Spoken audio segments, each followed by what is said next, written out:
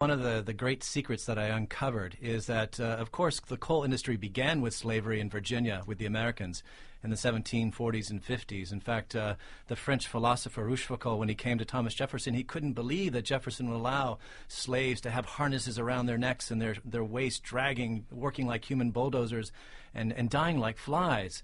But even worse, it was dragged into Illinois. And in fact, our Constitution in 1818 said, of course, we're a great emancipationist state, but there was one little loophole that said because we got our tax revenues, our biggest tax revenues from the salt industry, which is fueled by the coal industry, they would allow legal slavery in Illinois, and in particular my little holler. So salt mining and coal mining were pretty much conducted in the same area?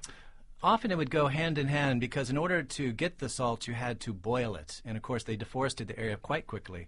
So be it in West Virginia or the big salt areas of Ohio and Indiana and then eventually Illinois, which became really the major window to the west, you really needed coal to coal and boil that salt to process it. Do salt and coal develop coincidentally? Yeah, often as minerals you find the two together throughout the country. In fact, Thomas Jefferson, when he sent Lewis and Clark west, we forget the fact that they were not just there to discover the Western territories, but to make an inventory of these great mineral resources. And in fact, Captain Lewis said in southern Illinois, "Oh my God, this is some of the richest outcroppings of both salt and coal in the nation." Well, wasn't it a starting off point, southern Illinois, for westward expansion? In fact, Lewis and Clark departed from southern Illinois. And it really was the great window to the west for Thomas Jefferson and eventually the rest of the pioneers in expansion. How have the people of the area been described by writers over the years?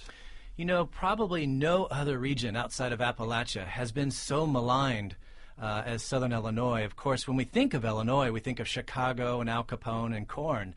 We never think about the fact that a third of the state is the coal fields.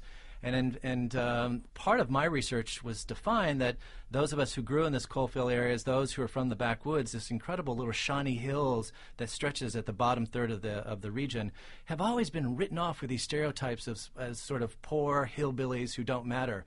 And I found this kind of criminalization of the rural culture often went hand in hand with the strip mining and basically the abuse of the coal miners.